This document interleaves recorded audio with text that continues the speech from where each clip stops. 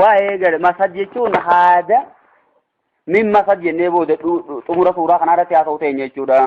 هذا لي فراته وان إني رافوا مسانيتي تو مسد جامع يجودا بسم الله الرحمن الرحيم جنة كرانا تبت يدا أبي لهب تبت يجون هابدو دعاء عليه جانكن أبارودا تبت يجون هابدو يدا أبي لهب يجون أركلمان أبي لهب هابدو جي هلكت يجودا يوخيو تبت يجون ها هون قفتو يدا أبي لهب أركلمان أبي لهب harka kana ma kayda dubbata jennaan namni waan hojjetu baay'ee harkaan hojjeta yooqiyoo tabbat jechuun duwwaa haa deebitu yadaa abii lahabin jechuun harki lamaan abii lahab duwwaa haa taatu jemma rabbiini watabba jechuun innummaanuu badi silaayii fi jechuu tun immoo ikhbaara jedhan khabara jumlaan tunichirratti axxafamtu odoon ta'in ikhbaara jechuun watabba jechuun waqad halaka jechuuma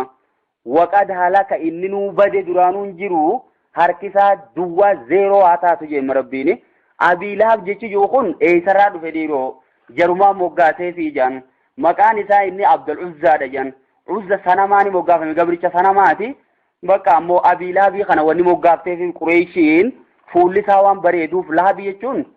bilbi arraba ibiddaa jechuudha arraba ibiddaa sanii wajjin wal ilaalanii isa kanaatiitu bareeda hoggusuma hojirri maa kana jeen dhiiroo rabbuma afaan kaa'ee abii lahab jaaniin bakka abbaa bilbila ibiddaa jechuu bakka hoggusuma ho'i bareedina irraa dhufe janammoo inni fuulli isaa waan bareeduuf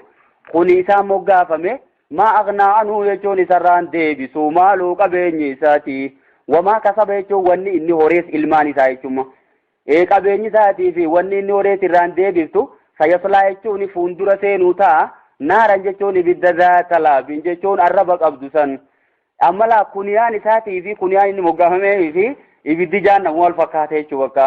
bakkuma inni galuu taa'u saniin jarri dura asumatti moggaasee figaa naaran ibidda zaata lahabin belbeltuu taate san fuuldura seena wamraatuu isaa fi haati mana isaa jechuudha ummu jamiil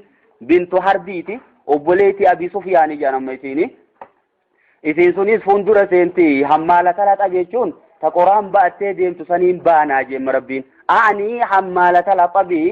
ta qoraan addunyaa irratti baattu san maali isiitiitu qoree yookiin qoraatti karaa ergamaa keessa guurtii jannati ayita dirtu jetteeti bakka karatti guurtee ergamaa rakkiftee waan adda addaa goote yookiin hammaalatu laxabiin tun qoraan zaayidaa kana otoon ta'in ollaa waliin naqxii jan ollaa waliin keeyseeti kana bira dhaytee kanaa fi kana mataa waliin dhoyti sanirratti hammaalata laxabii jemma ta ollaa waliin dhoytu baattuu qoraanii jechuma fiijiidiyaa jechuun morma siidaa keessatti hablun jechuun haanni haala jiruun ibidda san seenti min masad jechuun haanni quncee mukaarraa tolfame jechuudha liifa yaanii jira quncee timiraa jee warri fasaruu jiran mala haanni sun sanirraa fo'ame jahannam keessa kanaan deemte jechuudha hablun jechuun haanni min masadin jechuun sansalata irraa ta'e jan guyyaa qiyaamaa sansalata san morma kaayameeti kanaan akkeetti ibidda keessa harkifamte jechuudha